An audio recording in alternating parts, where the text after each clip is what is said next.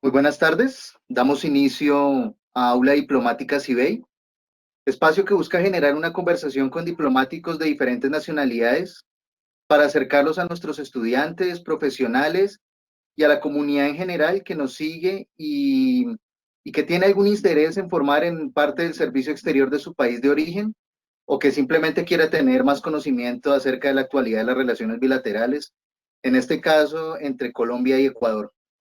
Soy Alejandro Angarita y hoy tengo el gusto de presentarles al excelentísimo señor Rafael Paredes Proaño, embajador del Ecuador en Colombia.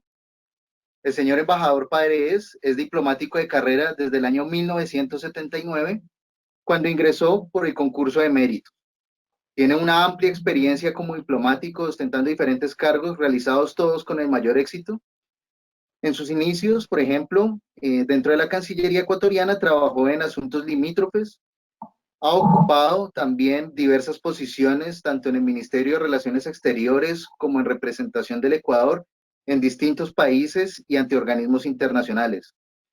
Fue secretario de la Junta Consultiva de Relaciones Exteriores del Ecuador y secretario de las comisiones de negociación en el diferendo territorial del Ecuador con Perú. Ha cumplido funciones diplomáticas en las embajadas en Reino Unido, Brasil y Canadá. Ha sido representante alterno del Ecuador ante la Oficina de Naciones Unidas y ante la Organización Mundial del Comercio en Ginebra. Asimismo, fue vicecanciller de la República del Ecuador, embajador en la Confederación Suiza y en la actualidad es embajador en Colombia. Embajador Paredes, bienvenido. Es un honor y un gusto su compañía en la tarde de hoy y de antemano le agradezco su disponibilidad y participación en este espacio. Muchísimas gracias. Buenas tardes. Para mí es un honor y les agradezco la amabilidad de haberme invitado y de tenerme en esta sala virtual.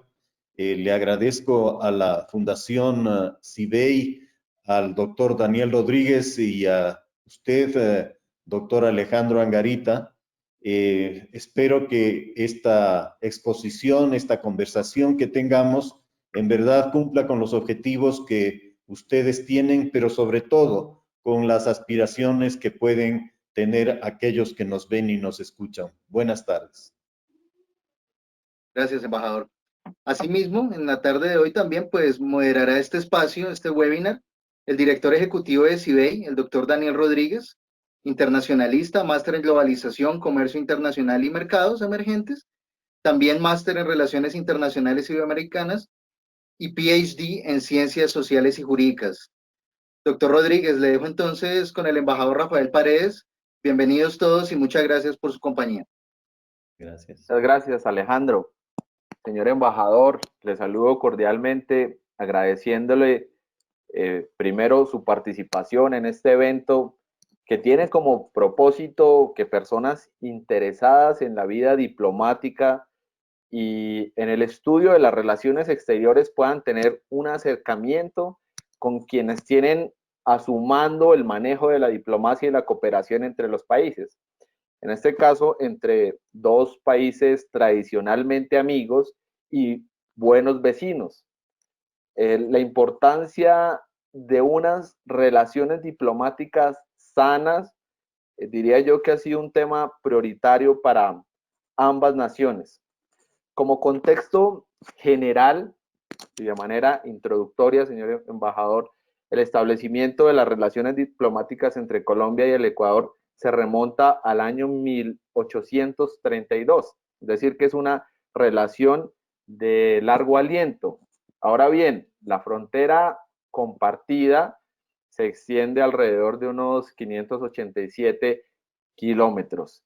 Y quisiera dar un dato puntual que de hecho serviría de examen o uno de los puntos para consultarlo en el examen de carrera diplomática, que tiene que ver con el Tratado Suárez-Muñoz-Bernaza, o para ustedes en Ecuador, al contrario, Muñoz-Bernaza-Suárez, de 1916, que fue el instrumento que puso fin al diferendo limítrofe terrestre.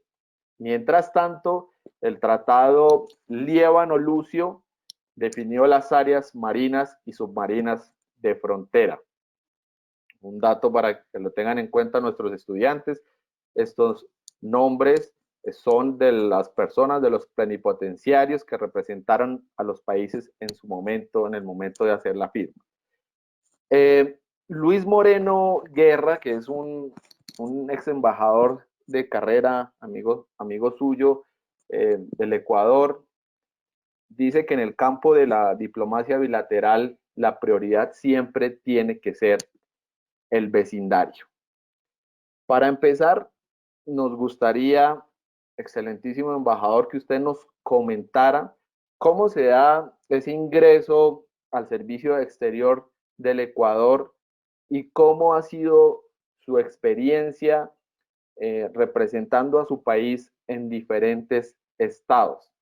Sabemos que usted lo ha representado en misiones tan importantes como el Reino Unido o Brasil, que lo mencionaba Alejandro en la presentación.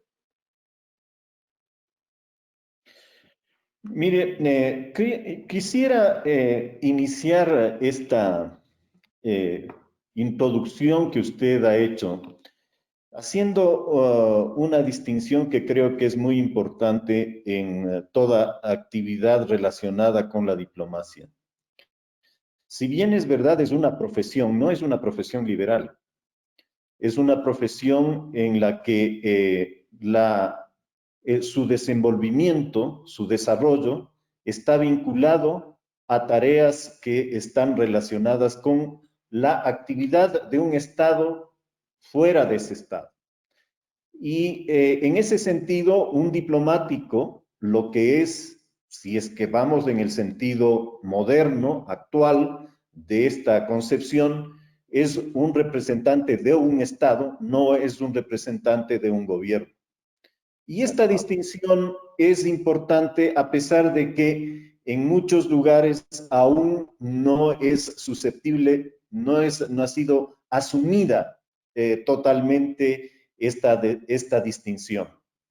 ¿Y por qué es importante? Porque en el momento en el que el Estado decide tener representantes en el exterior, lo que está buscando es el fortalecimiento de su presencia en el exterior, pero a la vez está buscando, a través de sus representantes, la afirmación del reconocimiento de ese Estado. Y eso se da a través de distintas maneras, de distintas formas, que justamente es el ejercicio de la diplomacia.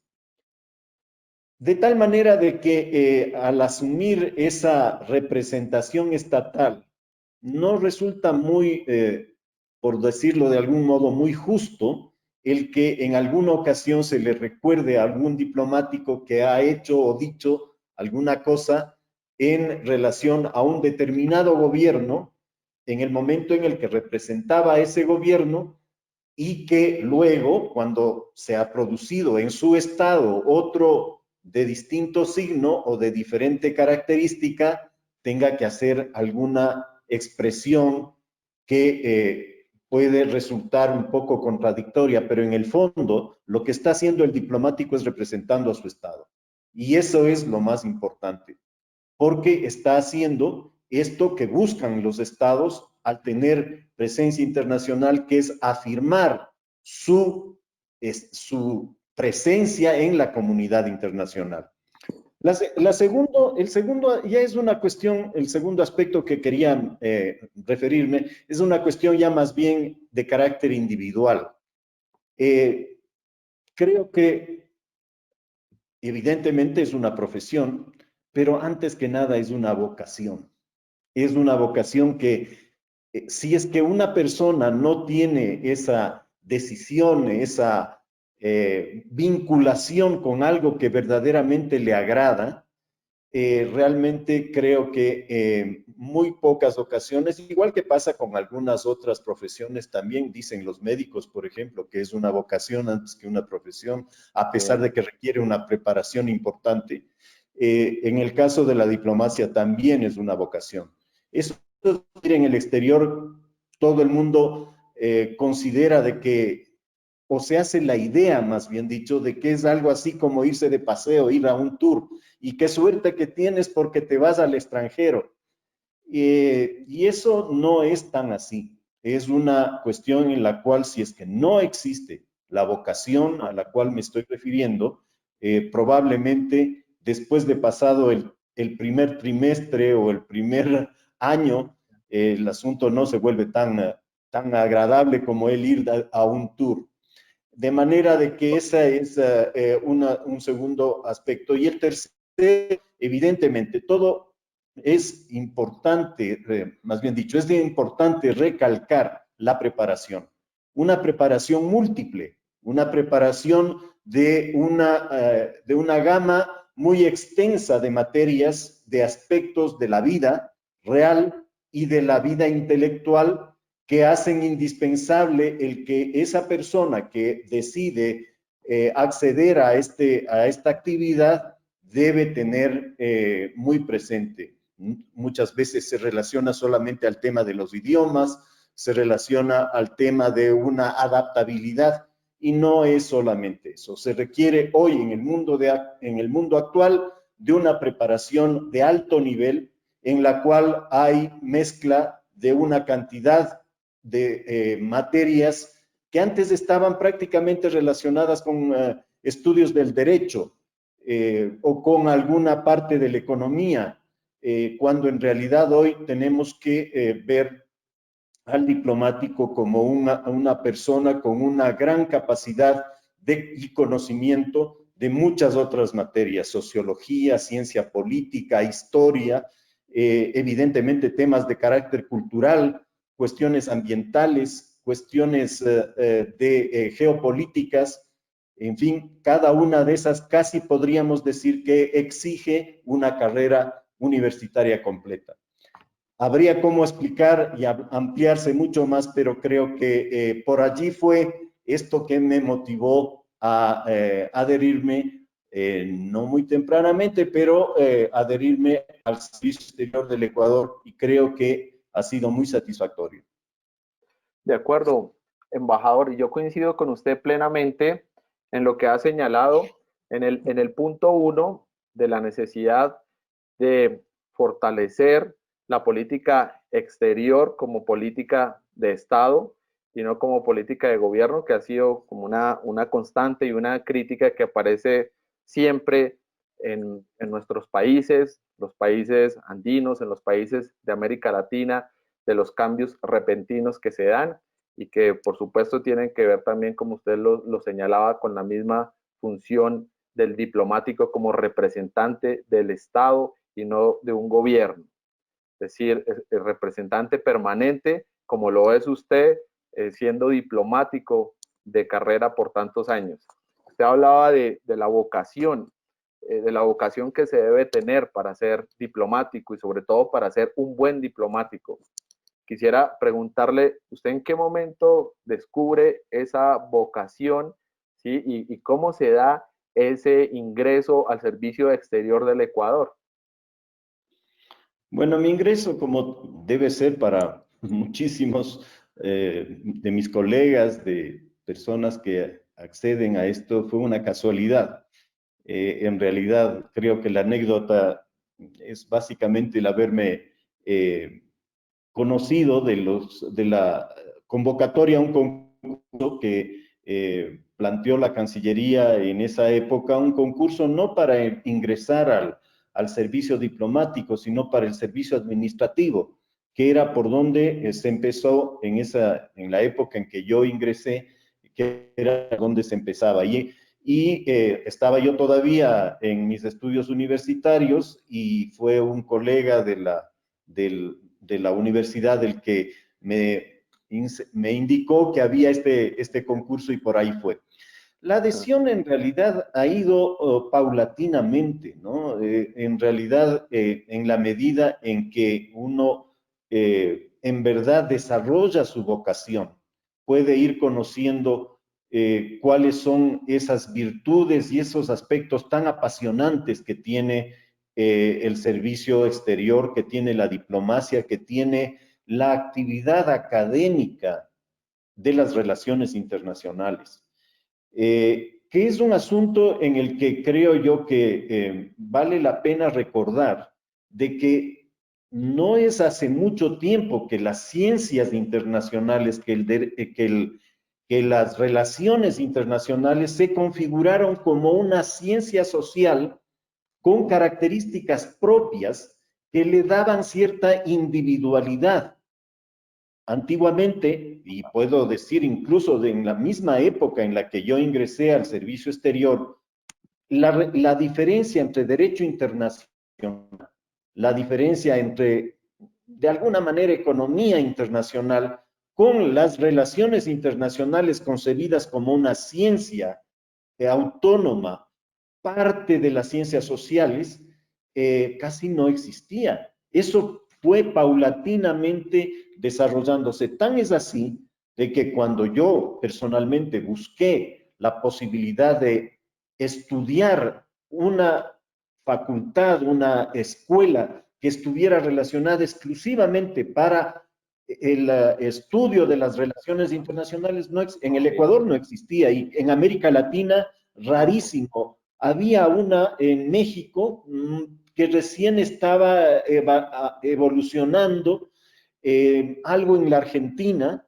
pero podría decir que en general en América Latina, y eso se puede constatar claramente o fácilmente con los estudios sobre la historia de las relaciones internacionales, que es otra de las ramas fascinantes dentro de las relaciones internacionales, ¿no? En el mundo europeo incluso, el primer gran avance de la autonomía de las ciencias internacionales se da en Inglaterra, por allá por 1916, 1919, cuando empieza a haber una cátedra de relaciones internacionales. La cátedra Woodrow Wilson. Claro, el gran libro de Hans Morgenthau, que es el que da esa individualidad y esa fortaleza de una ciencia que está en gran desarrollo, eso ya viene muchísimo después, ¿no? Viene años más tarde. Tal vez después de la Primera Guerra es cuando se empieza realmente a ver la necesidad de que el desarrollo de las relaciones internacionales y paralelamente también la individualización de la diplomacia como una actividad que es la que relaciona a los estados y que la que ejecuta esa relación, esa vinculación de las relaciones internacionales, eso también viene solamente después de la Primera Guerra y la Segunda Guerra, ¿no? Yo creo que hay algunos libros en los cuales son importantes las apreciaciones que se van haciendo a efectos de ir distinguiendo del derecho internacional, de la economía, de la tradicional manera de ver la forma en cómo se relacionan los estados, que no es solamente la guerra. Creo que es una de las cuestiones en las cuales eso fui descubriendo, y creo que lo he ido descubriendo paralelamente o en al mismo tiempo en el que se ha ido desarrollando esta ciencia nueva de las relaciones internacionales. Es verdad, embajador. Y pues es también importante tener en cuenta que asimismo como crecen en este momento el interés por el estudio de las relaciones internacionales, porque como usted lo mencionaba, pues hablamos de hace 30, 40 años, existían muy pocas facultades de estudios internacionales, ahora en estos momentos existen bastantes facultades. Ahora la importancia es, por parte de los gobiernos, darle un mayor interés, si se quiere, al fortalecimiento del servicio exterior, ¿sí? Porque, pues, digamos, es la forma en cómo los estudiantes de relaciones internacionales principalmente pueden acceder a ejercer pues lo que han estudiado y en lo que se han preparado. Entonces, digamos que aquí hay una brecha que es bien importante, en la cual se debe trabajar, sobre todo en nuestros países, en donde pues el porcentaje de diplomáticos de carrera es menor a los diplomáticos políticos. Pero coincido con usted, asimismo, pues que es una disciplina relativamente nueva, ¿sí? Estamos hablando alrededor de un siglo de existencia, pero como lo acabo de mencionar, en los últimos años ha crecido mucho el interés por parte de las personas y la apertura de muchos programas de relaciones internacionales en nuestra región, en su país y en el nuestro. Universidades de importantes, de gran nombre, tienen facultades de estudios políticos e internacionales. Yo quisiera ir un poco hacia su experiencia, la experiencia que ha tenido como diplomático en misiones tan importantes como la de Reino Unido, la de Brasil. De hecho, usted en el Reino Unido llegó en un periodo muy interesante que vivía ese estado o esa unión en su momento bajo el liderazgo de Margaret Thatcher en su segundo periodo. Quisiera que nos comentara un poco cómo se dio esa experiencia y esa vivencia que usted tuvo representando al Ecuador en el Reino Unido y posteriormente en Brasil. Sí, mi designación a Gran Bretaña, a Londres, se produjo o coincidentalmente o coincidió con la segunda etapa, el segundo periodo del gobierno de la señora Margaret Thatcher. Y ese es un nombre que ya se ha ido perdiendo un poco dentro de la memoria y del recuerdo en general del mundo occidental al menos, y del mundo oriental casi que no existe ese recuerdo. Pero eso implicó, ese gobierno implicó, junto con ese mismo momento, con el del presidente Reagan, los pasos que, según se adjudica a la historia de la relación del mundo occidental, a los primeros pasos que fueron minando el fin de la Guerra Fría. Pero en esa época, todavía cuando yo llegué a Londres, habían serias fricciones, serios momentos en los cuales había una tensión muy grande, e Inglaterra, evidentemente, uno de los principales actores frente a su antagonismo con el mundo de la Unión Soviética, el mundo del socialismo soviético. Yo recuerdo haber visto los grandes desfiles en el que se desplegaban los misiles que recorrían las calles de Londres en los días en los que había alguna festividad cívica nacional. Era una cosa que realmente a uno le amedrentaba. Pero creo yo que uno de los aspectos más interesantes ya como latinoamericano y como funcionario de una embajada sudamericana fue los momentos de tensión que se vivieron inmediatamente después de la Guerra de las Malvinas. Yo recuerdo que poco tiempo después de lo que yo llegué, se había pues prácticamente terminado el enfrentamiento, la guerra que se produjo por las Islas Malvinas, y claro, hubo una ruptura de relaciones y que era muy interesante darle seguimiento a qué era lo que sucedía desde la perspectiva de Gran Bretaña, porque claro, una es la versión que se tiene desde el otro lado del antagonismo, que sería en este caso Argentina, y otra lo que sucedía dentro del gobierno británico, que ante la ruptura frente a la Argentina, los intereses de la Argentina quedaron a cargo de la Embajada de Brasil.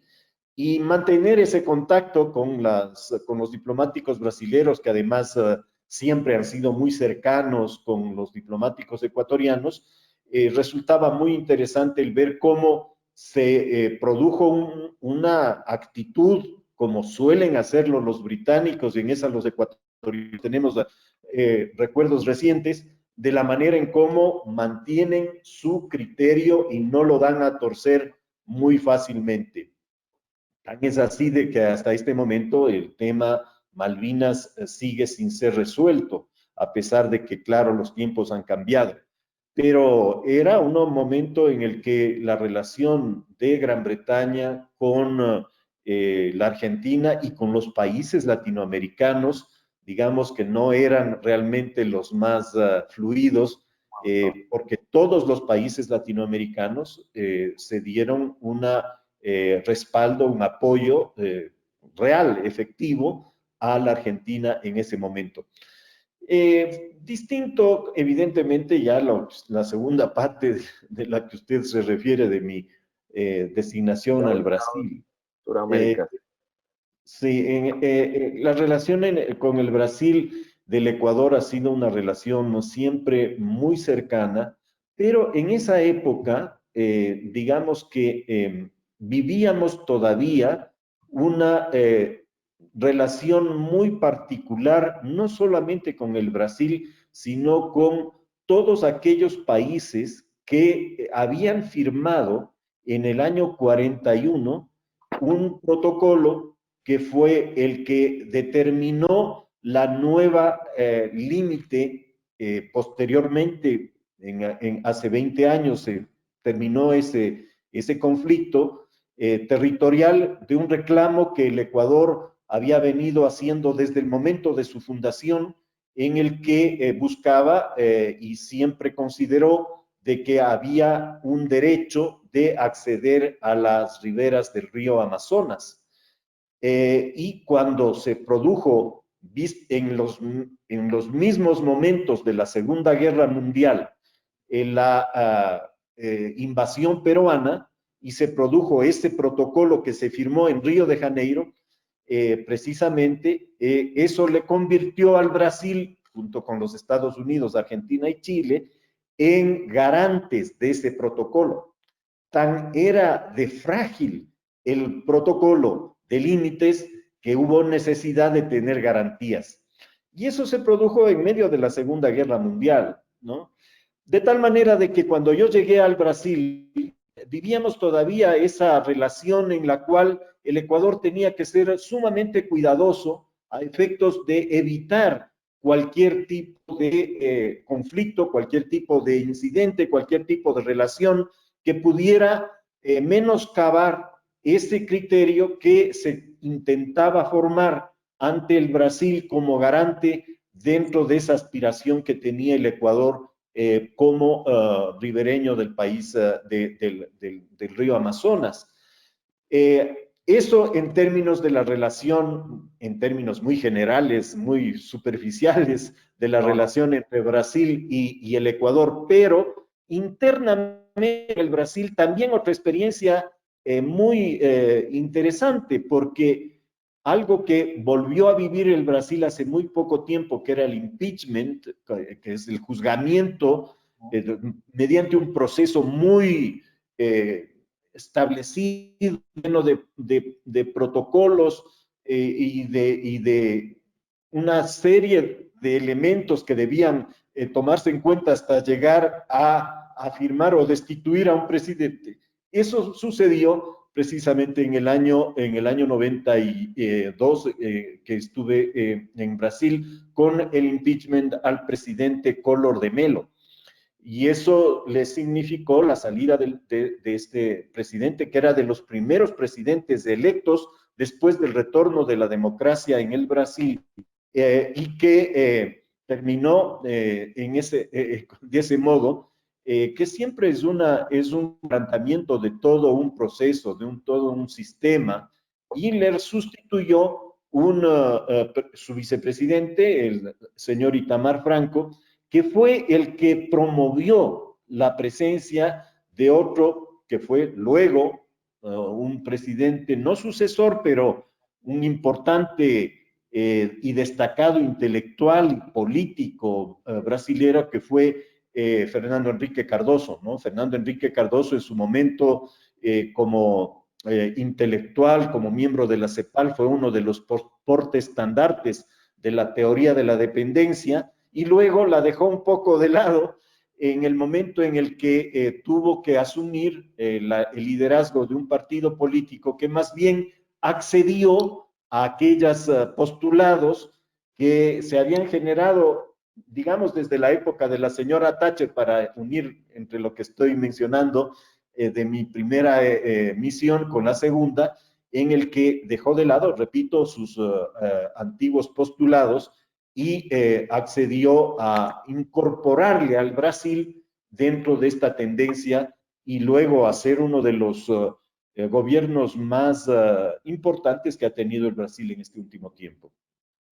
Qué interesante, embajador. Bueno, vamos a adelantar porque tenemos varios temas muy interesantes para tratar y bueno, muy poco tiempo. Entonces, ya quisiera entrar al plano de las relaciones bilaterales entre Colombia y el Ecuador. Quisiera, por tanto, preguntarle a usted cómo describiría en términos generales la historia de las relaciones diplomáticas entre estos dos países y qué aspectos puntuales usted destacaría dentro de esa larga historia diplomática. Cuando se habla de una historia común, es que en realidad hay una serie de elementos que no nos pueden sino ver como algo de lo mismo, algo que está dentro de un mismo espacio geográfico, pero también historia, porque esta situación que vivimos actualmente no es sino como consecuencia de algo que se vivió en la península ibérica, en Europa en general, por allá por los años en los cuales nosotros siempre nos referimos a independencia. Hay que tener en cuenta que la independencia en Europa por parte de España también se celebra hasta ahora. El 2 de mayo de 1808, España dice que se liberó de Napoleón. Y eso, que esa liberación, ¿qué es lo que significó? Era un momento en el que no había rey en España y que por eso se hicieron todas estas juntas soberanas en los distintos lugares, porque alguien tenía que buscar y tener la representación del soberano, de la soberanía. Y eso, en el caso de Quito, hace pocos días celebrábamos nuestro aniversario de la formación de una junta soberana, algo parecido como lo que había habido en España, y lo que hubo en Caracas, y lo que hubo en Bolivia, y lo que hubo en México, en fin. Y a partir de allí es que se fueron formando estos estados.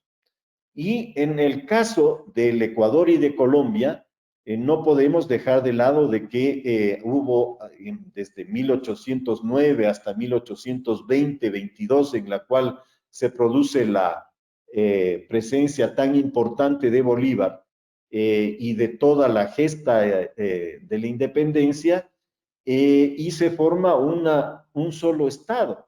Pero estaba dentro de una permanente enfrentamiento, de un choque de intereses en los cuales no solamente eran intereses internos dentro de América, internos dentro de América del Sur, sino eran la manera en cómo desde Europa también había una serie de contradicciones entre Inglaterra y Francia, entre Inglaterra y España, y la manera en cómo el comercio empezaba a ser de una importancia notoria. ¿Y qué es lo que influye en fondo en la creación de los estados? El caso del Uruguay se dice, por ejemplo, que es uno de los estados que surgió dentro del conflicto de la corona portuguesa con la corona española, pero por un interés inglés.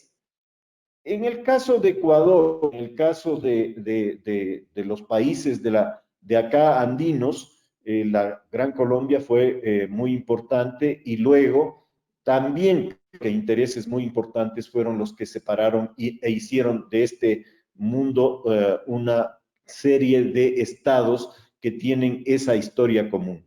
El desarrollo de la relación ecuatoriano-colombiana está marcado eso, evidentemente, y hay áreas en las cuales hay una serie de vínculos tan estrechos que familias completas, no solamente en la zona de frontera, sino que familias completas relacionadas, unas, otras en Ecuador, viceversa. En estos últimos años, para no remitirme a toda la historia, pero quería hacer esta disquisición del momento del surgimiento de los dos estados. En estos que han habido desde 1830 en adelante, una serie de momentos de cercanías, otros momentos de dificultades, como los que usted mencionaba en el momento que se firmó el tratado Muñoz-Vernaza Suárez, en como en el Ecuador lo denominamos, 1916, pero que eso también, pues, para el Ecuador significó una serie de criterios que no estaban precisamente dentro de lo que eran sus aspiraciones.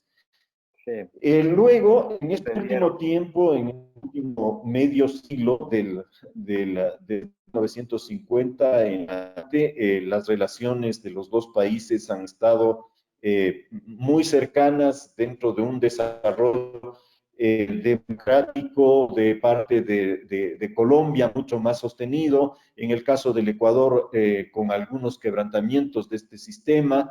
Pero que no ha habido una relación que pueda ser muy conflictiva, porque han habido intereses que estaban bastante cercanos, confluían, especialmente en el caso del Ecuador, su interés y más difícil estaba más bien en el otro lado de la frontera, que era con el Perú.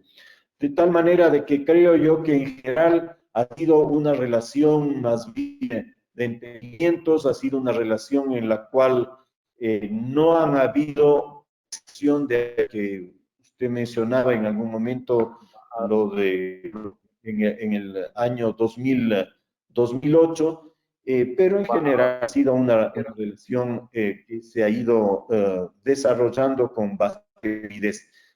Esto no quiere decir que no existan diferencias. Esto no quiere decir de que no existan momentos en los cuales hayan, porque además creo que desde el principio del siglo XX, en Ecuador hubo el triunfo de la revolución liberal, con un muy importante en el caso del Ecuador que se recuerda mucho como el Faro. No sucedió lo mismo en el caso de Colombia. En el caso de Colombia, lo que predominó fue de entonces, de esos años, una predominancia de una visión, denominamos, aquí se la conoce de ese modo, de una visión conservadora. De tal manera de que el desarrollo que ha tenido Colombia con el desarrollo que ha tenido el Ecuador han marcado muchas diferencias. Y eso evidentemente se nota por la forma en cómo situaciones internas han sido distintas de aquellas que se ha vivido en el Ecuador. Pero eso no ha obstado para que entre los dos países exista una relación fluida. De acuerdo, embajador, se podría decir que el ataque a Angostura se podría considerar como el gran lunar en la vida diplomática que han compartido las dos naciones, por lo menos en tiempos recientes. Recordemos que el ataque se dio en el año 2008, donde fueron abatidos varios integrantes de las FARC, entre ellos el cabecilla Raúl Reyes, que se dio una clara violación a la soberanía del Ecuador y posteriormente una ruptura en las relaciones diplomáticas que perduró alrededor de 3 años y que también desencadenó en una crisis entre el gobierno de Colombia y el entonces gobierno de Venezuela a cargo de Hugo Chávez. Podríamos decir que ese sería como el gran lunar en nuestras relaciones diplomáticas. Mire, las relaciones entre los países tienen momentos de tensión y momentos críticos, pero este realmente fue el momento más difícil y podría darse cualquier denominación, no solamente un lunar. Yo creo que hubo una violación muy grave de la soberanía ecuatoriana y eso fue condenado por todos los países, incluido países que están muy cercanos a Colombia y digamos veían que los temas estos eran distantes. Creo que eso hay que mirarlo desde una perspectiva diferente. Creo que evidentemente el respeto respeto a la soberanía tiene que mantenerse. Eso es indispensable. Pero a la vez tratar de entender qué es lo que pasó. Y a eso me refería justamente cuando decía que a partir de del siglo XIX, a finales del siglo XIX y principios del siglo XX, se produjeron desarrollos distintos entre Ecuador, entre el desarrollo del Ecuador y lo que ha sido el desarrollo de Colombia. En el caso de Colombia, esta cultura de una bipartidía en determinados momentos, esta visión ha hecho que, por ejemplo, no haya una reforma agraria que se la reconoció en los acuerdos de paz firmados entre el gobierno del presidente Santos y las antiguas guerrillas de las FARC.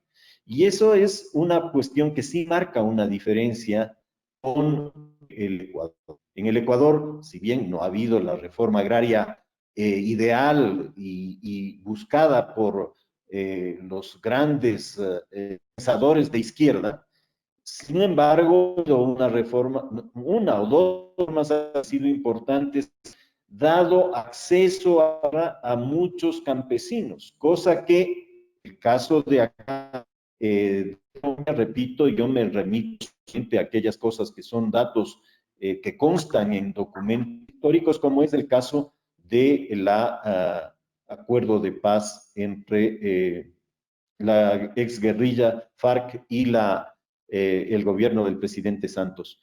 Y eso a los años 60, justamente en el campo colombiano, es donde se ha producido estas expresiones violentas que definitivamente son absolutamente reales, pero presentado. Igual, incluso ahora siguen habiendo algunos brotes en el cual hay una expresión violenta armada, hay una reacción por parte del Estado como tal, y en el momento que el Estado colombiano decidió hacer frente a esto, empezó a empujar a esos estados y empujaron hacia el Ecuador, entre otros. Y ese empujar, presionar hacia territorio colombiano, hacia territorio ecuatoriano, es parte de las cuestiones que se vieron como consecuencia de la violencia interna en Colombia, porque no solamente ha sido el hecho de que haya este grupo, sino que como consecuencia de esos enfrentamientos y de esa violencia ha salido mucha gente, y salió mucha gente hacia el Ecuador, desplazados, que han tenido que ceder a través de los organismos internacionales a los esquemas de refugio. En fin, ha habido de tal manera de que esa incursión de la aviación colombiana hacia este punto no fue sino la culminación de una situación en la cual internamente una conflictividad muy grande y muy violenta acá en Colombia. Pero claro, eso creo que especular cómo se pudo haber manejado de otro modo hubiera sido más difícil. Es más difícil, eso es especular sobre cuestiones en las cuales no existía la realidad. Pero yo creo que aquí es importante dejar anotado que después de esos 3 años, o 2 años y poco que fueron cuando se iniciaron las conversaciones para restablecer las relaciones internacionales, las relaciones diplomáticas entre los dos países, se dieron cuenta los dos países de la importancia que es mantener una relación, de la importancia que tiene tener un vínculo en el cual no hayan estos motivos que pueden más bien afectar a quienes generalmente pagan de todas estas cosas, que son las poblaciones y las poblaciones de frontera y las economías de los dos países. En el caso de Ecuador y en el caso de Colombia, la relación comercial es muy importante, es muy intensa.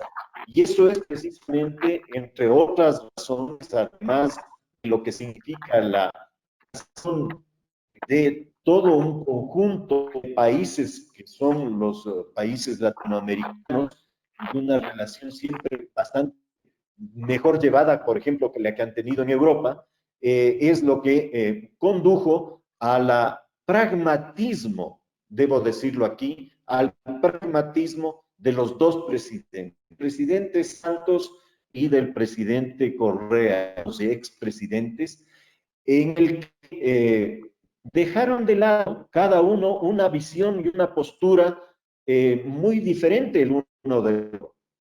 El Santos con una visión muy clara respecto de lo que para él el manejo de la economía, el manejo de la política, mismo diría yo para el expresidente Correa. Y sin embargo, eso no fue un obstáculo para restablecer rápidamente, muy rápidamente, la relación de los dos países.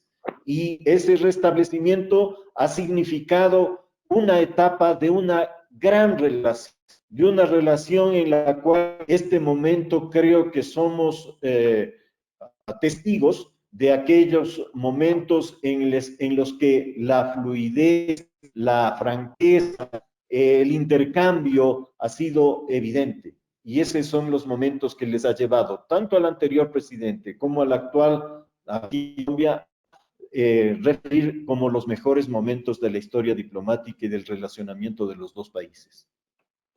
Embajador, cambiando de tema, uno de los, dijéramos, uno de los temas más emblemáticos de la diplomacia del Ecuador tiene que ver con un episodio ocurrido con el activista australiano Julian Assange, que fue asilado en la Embajada de Ecuador en Londres por cerca de 10 años. Un asilo concedido justamente por el gobierno del expresidente Correa y posteriormente revocado, retirado por el gobierno del presidente Lenín Moreno.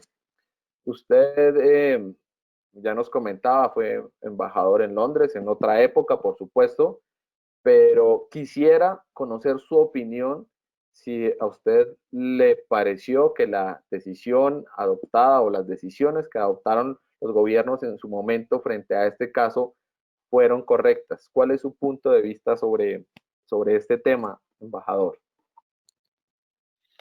Yo les decía al principio que los diplomáticos somos representantes de los estados y los estados tienen en sus distintos momentos, tienen distintos gobiernos y cada gobierno tiene una política propia que es la que decidió las elecciones para que ese gobierno pudiera administrar el estado durante un determinado el que estuvo en el gobierno, una administración que consideró que debía darse esta protección por medio de un asilo a una persona muy controvertida, fue la decisión que tomó ese gobierno.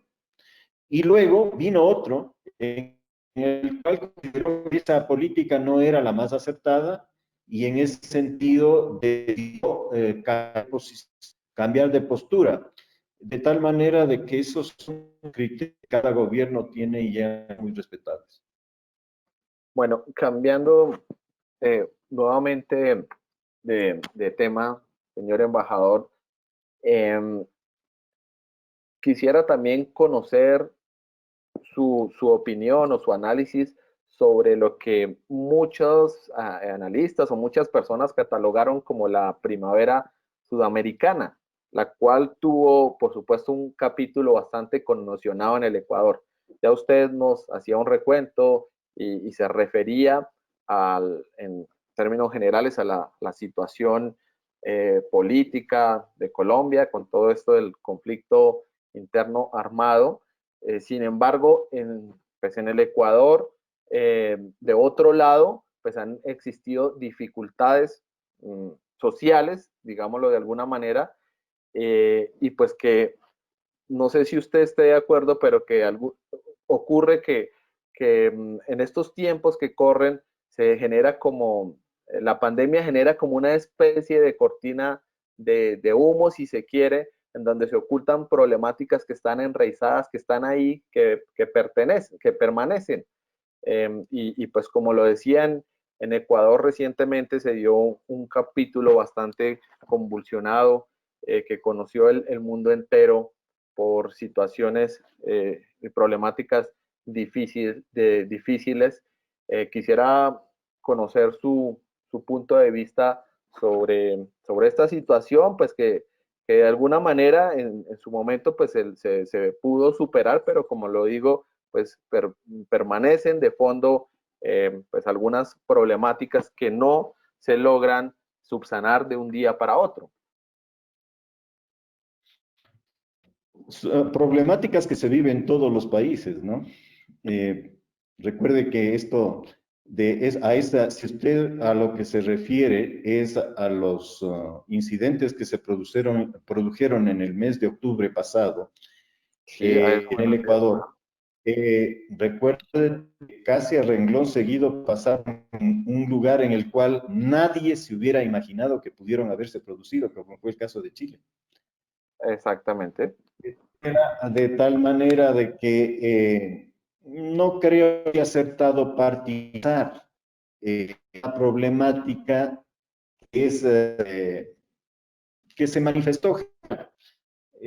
Acabo de mencionar el caso de Chile, pero igual se pudo haber visto en otros este tipo de expresiones de insatisfacción llevadas en momentos de violencia que no tienen una relación de violencia con aquella otra que era la que yo me estaba viendo en el momento en el que veíamos la temática de la violación de la soberanía en el 2008.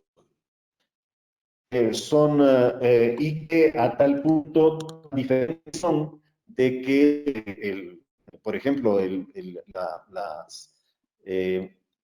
mismo contenido del acuerdo que se había negociado en La Habana no puede dar una visión muy clara de qué era lo que pasa acá frente a esta otra problemática que se gestó en esas semanas del mes de octubre en el Ecuador y en otros lugares. Mire, yo creo que eso es lo que nos debería llevar a pensar de qué es lo que pasa en América Latina.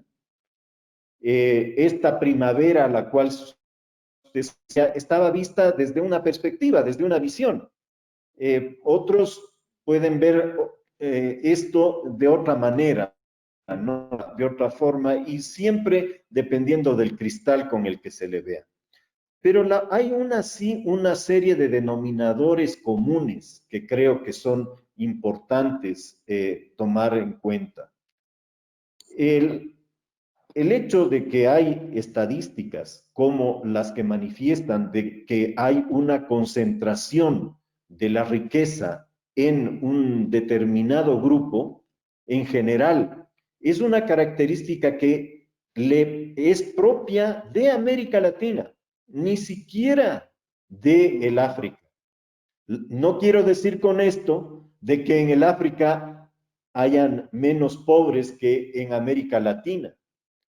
Es una cuestión en la cual las características en las cuales la concentración hace que hayan una serie de problemas que los han reconocido en general, puedo decir, casi todos los gobernantes de distintas tendencias dentro de la región.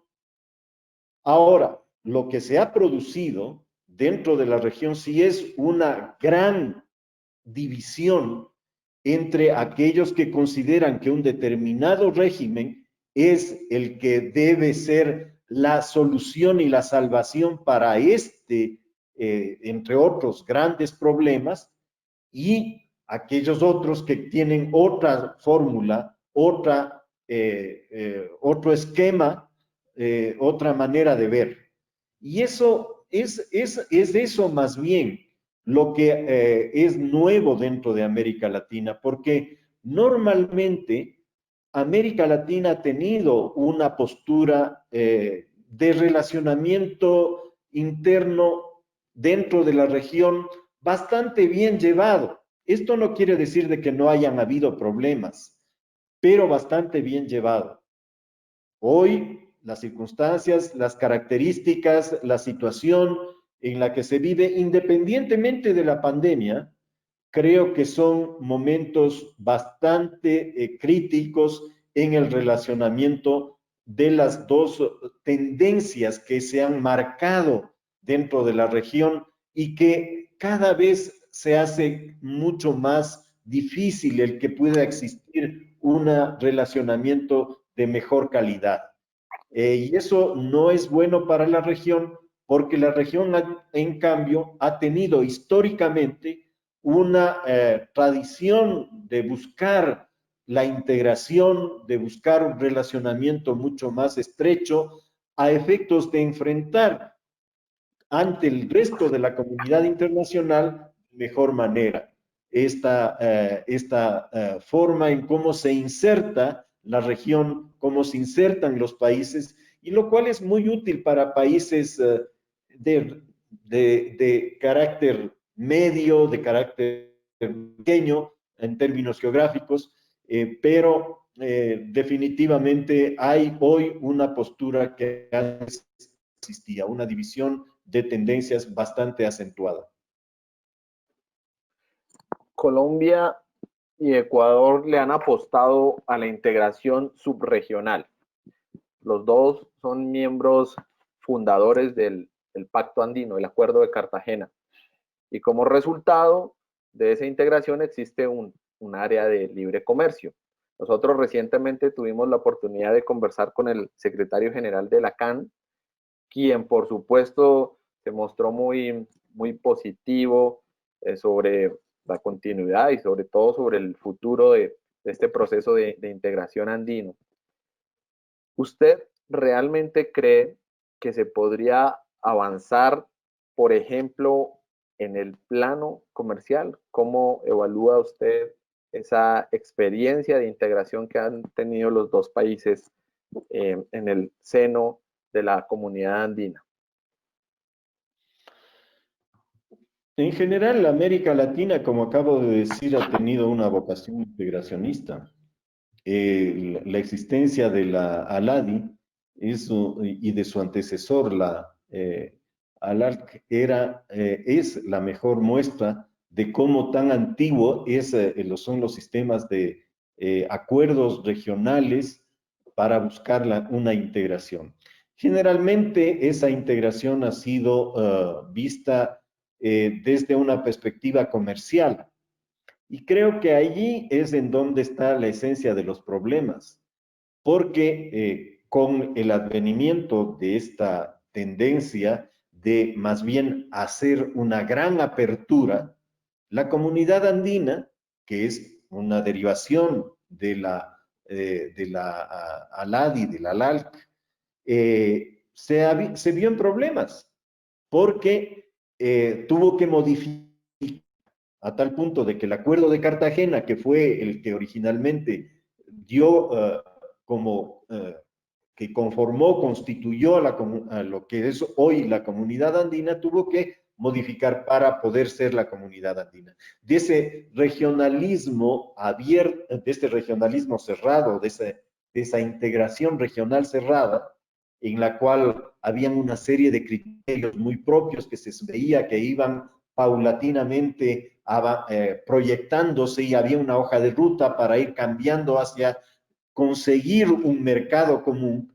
Eso se vio de pronto que saltó en la medida en que los países que integran estas organizaciones, como es el caso de la comunidad, veían que eso y que lo que necesitaban era un interrelacionamiento con los otros países, porque la apertura y la libertad de comercio era lo que iba a dar el desarrollo.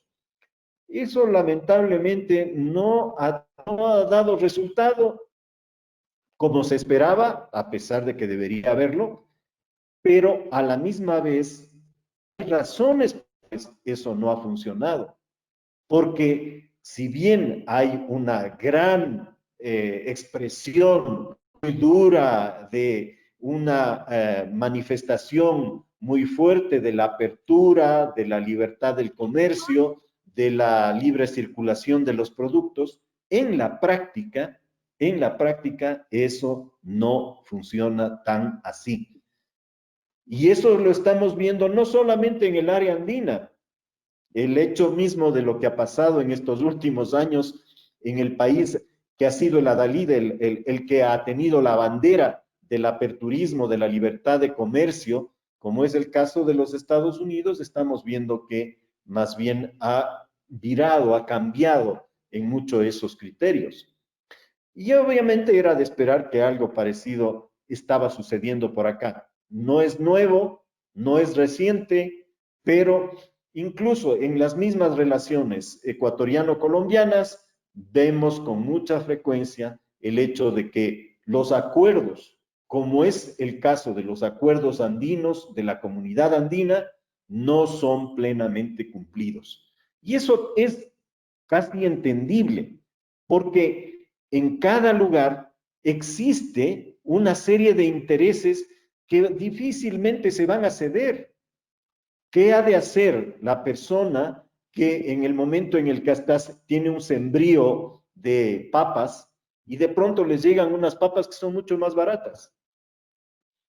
Y entonces allí encuentra, estoy poniendo un ejemplo cualquiera, pero creo que es parte de las dificultades y de una falta de realismo que creo que es indispensable que haga y que haga revisar cuál es el esquema, cuál es la visión que se tiene respecto de esto que es el sustento de los esquemas de integración, que es el comercio, que no debería serlo. Deberían haber otras dimensiones que son más difíciles, pero ya que está el comercio, creo que es indispensable ver de que existen regiones, existen zonas en las cuales difícilmente van a aceptar el que un ingreso por dado el principio de libre comercio sean fácilmente aceptables.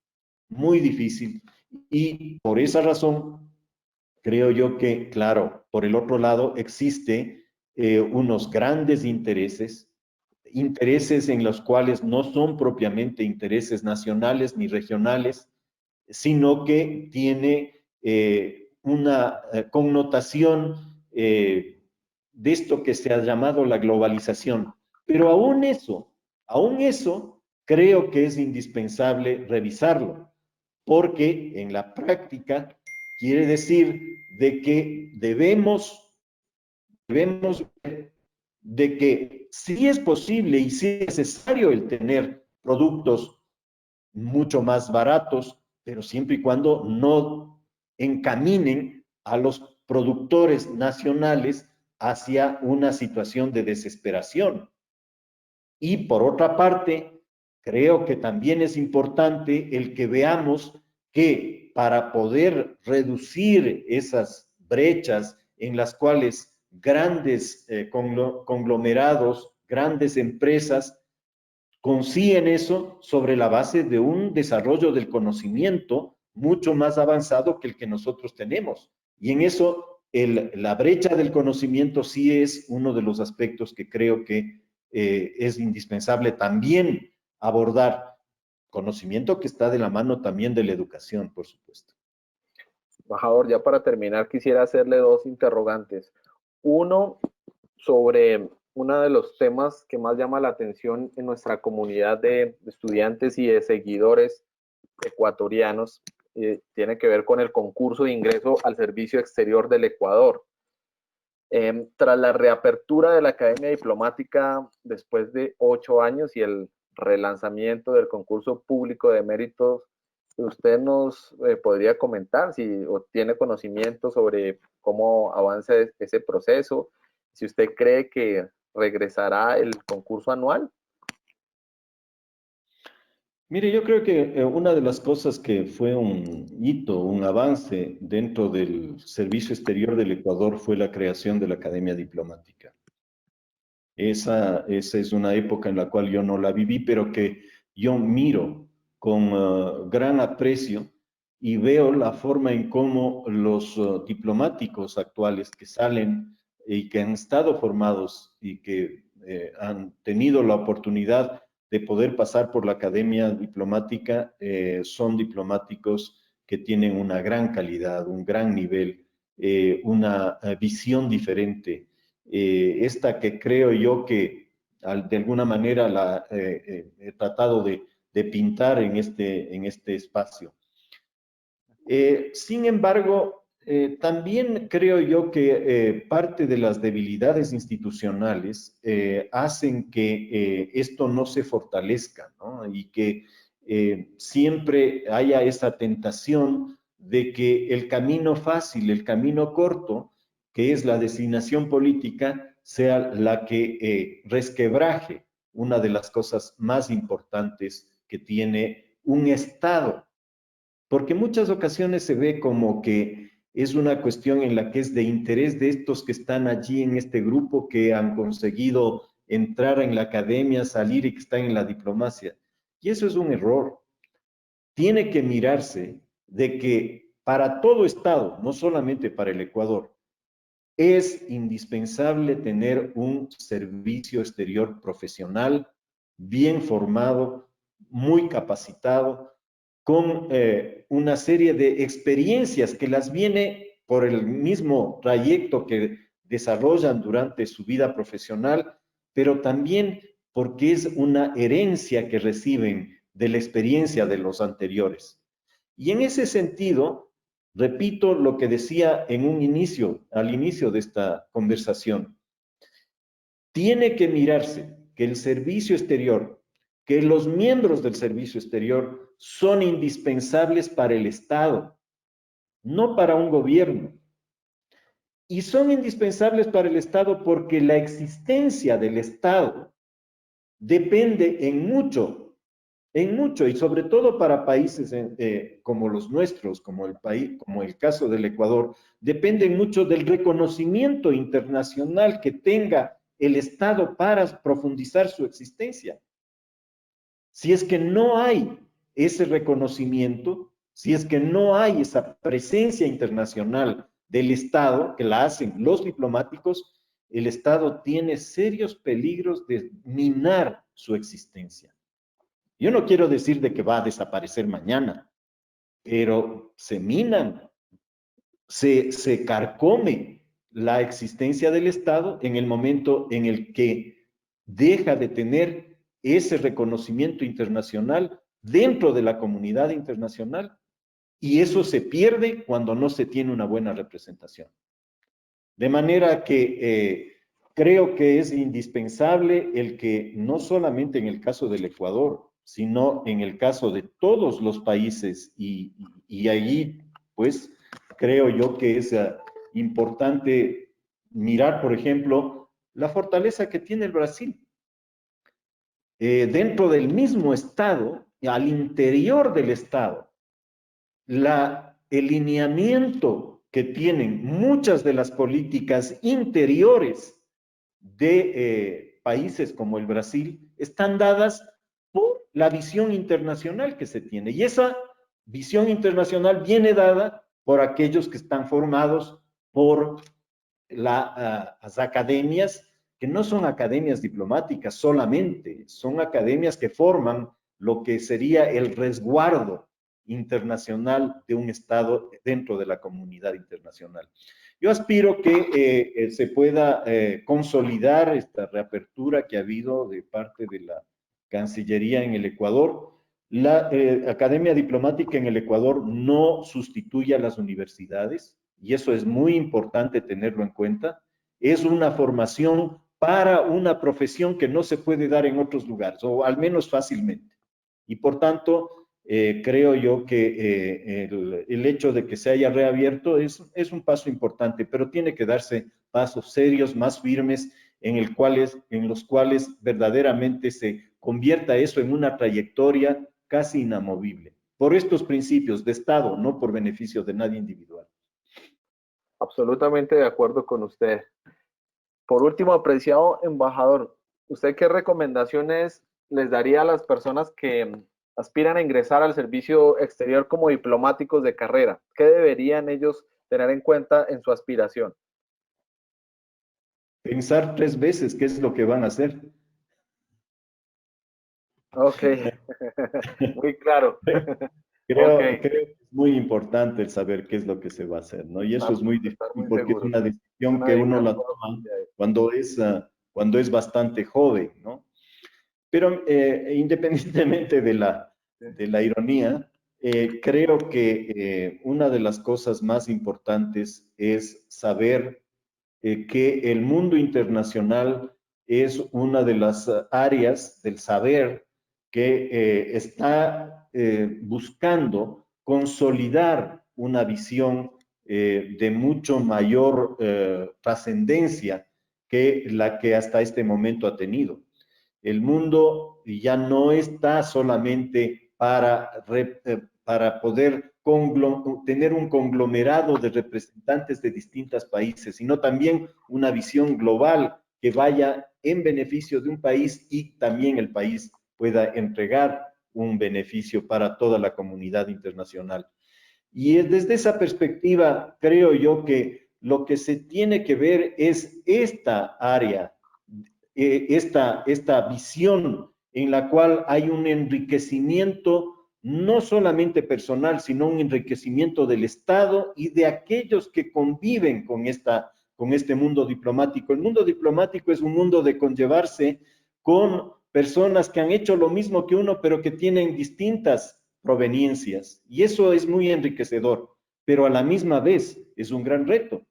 Es un reto para poder saber cómo tenemos que mantener un comportamiento apropiado, no solamente para llevarse bien y llevar los intereses del Estado hacia la comunidad internacional, comprender mejor, pero lo que es más importante y cada vez más importante en un mundo como el de hoy, el evitar el que la violencia sea la que sustituya el trabajo, la visión y la actitud de aquellos que como diplomáticos es nuestra esencia fundamental buscar la paz, buscar la relación de los estados sobre la base de negociaciones, sí, difíciles, sí, pero nada de violencia, que la violencia esté desechada totalmente y que prevalezcan, por supuesto, lo que son los derechos. Y entre esos derechos, uno que es importante, que no tiene mucho que mencionarse en lo que acabo de decir, en el momento en el que un ciudadano ingresa, busca esta profesión, está ingresando a adquirir un derecho. Y ese derecho es el ser reconocido como miembro de este servicio exterior de su país, porque ha hecho un recorrido a efectos de consolidar ese derecho a través de un concurso, del proceso que tenga en cada país, y que eso precisamente es lo que va a fortalecer a su país. Así es, muchas gracias. Alejandro, le doy paso.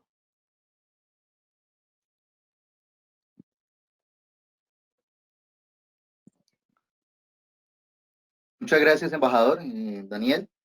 Bueno, tenemos varias preguntas, sin embargo, pues por tiempo y bueno, muchas también ya han sido contestadas por usted, señor embajador, durante la charla. Sin embargo, pues vamos a activar aquí algunas, no tantas, eh, con referencia un poco más a lo que sigue siendo la vía diplomática, ya no tanto las relaciones bilaterales. Entonces, iniciaré con la primera, que bueno, pues en general, y así como usted lo ve, nos pregunta Gerardo Sarinaya, desde México, nos está preguntando esto, y él nos dice, ¿cuáles son los choques culturales más frecuentes que existen entre los diplomáticos? De pronto, bueno, pues todo hay que manejarlo, pero bueno, si usted nos puede dar como alguna respuesta frente a esta pregunta, ¿cómo la ve usted? Wow. Mire, yo por principio como diplomático y por principio diplomático, yo diría que esto de hablar de choques no debe entrar ni ha entrado en mí nunca un enfrentamiento, porque eso no es una tarea diplomática. Simplemente ahí está haciendo otra cosa, no diplomacia. Por tanto, sí, evidentemente hay diferencias de criterios, diferencias de visiones, diferencias de principios, y precisamente para eso estamos los diplomáticos, para ver cómo puede haber un denominador común en las muchas diferencias que pueden haber. Pero no porque exista un choque, sino por más bien, al contrario, porque es necesario que no haya ese tipo de enfrentamientos que están en otras áreas y que nunca deben entrar, ni deben estar presentes, ni concebirse dentro de la diplomacia. Yes. Embajador, ¿y cuáles son las mayores dificultades a la hora de ejercer la diplomacia? Esto nos lo pregunta Arturo Grau desde Perú. Básicamente es el poder comprender al otro, el saber qué es lo que el otro está pensando, qué es lo que el otro desearía, qué es lo que el otro busca. Porque de esa manera, comprender al otro es lo que le va a permitir al diplomático defender de mejor manera, pero sobre todo negociar de mejor manera. Porque la diplomacia por esencia es negociación. Esa es la vértebra central de toda la actividad diplomática. De tal manera de que, para mí al menos, creo que comprender cuál es la postura del otro, poder entender qué es lo que busca, poder saber qué es lo que quiere, entender cuáles son sus formas de pensar, cuáles son sus maneras de razonar, eso me va a permitir a mí poder hacer una negociación más eficaz. No liquidar al otro, sino entender al otro para yo poder expresarme de mejor manera y poder acceder a una comprensión también de parte de esa contraparte que yo tengo. Y de esa manera encontrar lo que debe ser el objetivo central de un diplomático, el adquirir una final de una negociación con algún consenso. Así es, embajador. Bueno, Flavio Garcés nos pregunta acá desde Colombia si nos puede mencionar qué experiencias positivas en la labor que realizan tanto la Cancillería de Ecuador como Colombia existen en este momento en frontera. En estos meses de la pandemia ha sido una experiencia admirable, muy exitosa. Y voy a resumirlo muy cortito por el tiempo. Cuando empezó la cuarentena, en primer lugar, y desde el autoaislamiento, fue necesario el adoptar medidas bastante exigentes en las zonas de frontera. Entre esas como son cerrar los puentes que unen normalmente a los dos países. Tenemos 3 puentes y ahora solamente está funcionando uno, el que históricamente ha funcionado, que es el Puente Internacional de Rumichaca. Pero precisamente por esa razón empezaron a haber una serie de expresiones de parte de las autoridades, cada uno de estos lugares, manifestando preocupación, manifestando cuando existen estos momentos de crisis, intenta poner los problemas en boca del otro, ¿no? Y entonces siempre eso genera una serie de dificultades. La fórmula que se utilizó es el utilizar un mecanismo que ya ha habido antes de relación, que se llama el mecanismo 3+2, en el que se abordaron a través de los cancilleres de los dos países, de los ministros de defensa y en el caso del Ecuador, o la ministra de gobierno, de poder analizar cuáles eran los problemas que podrían generar dificultad para no controlar eficazmente la propagación de la pandemia. Y lo hicimos. Y hemos tenido reuniones de videoconferencia prácticamente al inicio todas las semanas en el ámbito de migración, de movilidad humana, de seguridad, los distintos estamentos y entidades de los dos países que manejan temas de seguridad y los temas de migración. Luego dar paso a una cosa que en un primer momento fue muy crítica, dada la necesidad de evitar esta pandemia, el evitar de que nadie debería pasar. Ecuatorianos que estaban acá en Colombia hacia Ecuador, ni Ecuador hacia acá Colombia, a de las necesidades y de las dificultades que tenían. Pero luego se abrió y no se ha abierto la frontera, pero sí se ha facilitado y se ha facilitado con mucho éxito el retorno de colombianos hacia Colombia, ecuatorianos del Ecuador y de otras nacionalidades, igual que en el tema de seguridad, viendo que no se desborden este tipo de situaciones, y por otra parte, también algunos temas.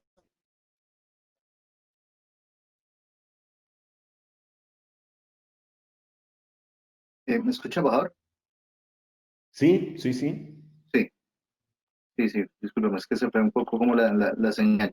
Le tengo otra pregunta, ya esta sería la última, y es, ¿qué retos usted ha enfrentado en el mundo de la diplomacia? ¿Alguno concreto, pues aparte ya de las anécdotas y lo que usted nos ha comentado, pero de pronto un reto como general que usted vea que también tienen que tener los diplomáticos al momento ya también de ejercer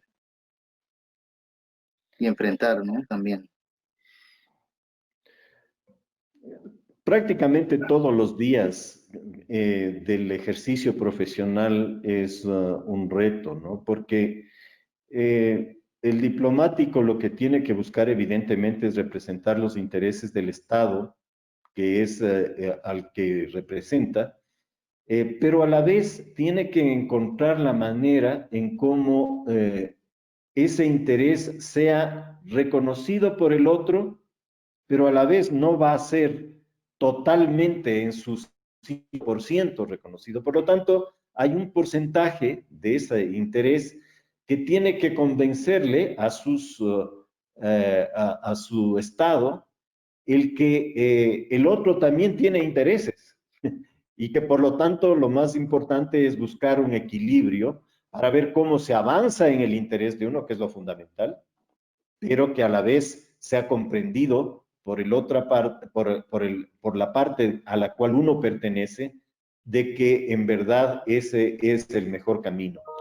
Y eso no es fácil, porque asimismo el gobierno del Estado al cual uno pertenece tiene una serie de presiones, tiene una serie de políticas que son necesarias transformarlas a efectos de que pueden a la vez comprendidas y aplicadas por el otro, por la otra parte. Y eso no es generalmente fácil. Es un equilibrio en el cual evidentemente los intereses de uno son los intereses del Estado, pero a la vez el poder generar una comprensión a efectos de buscar la manera más eficaz de trasladar ese interés al otro. Dice ahí esa famosa de Churchill, que le preguntan qué es esto de la diplomacia y le dice que es mandarle al infierno a cualquier persona y que el otro le pregunte cómo se llega hacia allá. Que vaya, sí, que se vaya a gusto. Excelentísimo embajador. Le agradezco en nombre de CIBEI, de toda nuestra comunidad, su apoyo y contribución en este espacio académico. De mi parte, le deseo los mayores éxitos en la gestión que realiza representando al Ecuador. Es usted, en verdad, un gran diplomático. Un abrazo sincero. Mil gracias. Muchísimas gracias. Yo soy el reconocido con ustedes, con la Fundación CIBEI, por haberme dado este espacio. Sinceramente creo que es importante el que se pueda conocer un poco más en detalle de aspectos como los que se desenvuelven en el ámbito diplomático. Y muy pocos espacios hay para eso. El día a día la actividad frenética de todas las semanas, prácticamente a uno le pierden mucho de aquella reflexión que es necesaria hacer para poder cumplir con las tareas que objetivamente debe el diplomático. Así que este ha sido un espacio para yo poder retrotraerme en algunas de mis experiencias, en algunas de mis reflexiones, y aspiro que ojalá haya servido para que las personas que nos escuchan, aquellos que están trabajando con ustedes, que están siguiéndoles, tengan este como un elemento que les pueda y que espero que haya sido de verdadera utilidad. El abrazo también. Muchísimas gracias para todos. Muchas gracias. Gracias, embajador Paredes. Un interesante conversatorio que hemos tenido hoy en Aula Diplomática. Una vez más también de mi parte, pues mis agradecimientos. Le deseo una feliz noche, muchos éxitos también en su representación y en las futuras que seguramente le encargarán de parte de su país en otras partes como diplomático. A nuestros asistentes los invito el miércoles 2 de septiembre a las 10 de la mañana a CIBEI Live, donde la invitada será la directora del Observatorio Regional de los ODS, Damaris Paola Rosso. Y de igual modo, les invito a que nos sigan en Twitter, Instagram, Facebook, LinkedIn y YouTube, todas nuestras redes sociales, donde nos encuentran como Fundación CIBEI. Me despido, para todos muy buena noche. Embajador Daniel, muchas gracias. Muchísimas Muchas gracias. Que estén muy bien. Muy buena noche. Gracias. Muchas gracias. Muchas gracias. Gracias. Hasta luego. Hasta luego. Hasta luego, embajador. Muchas gracias.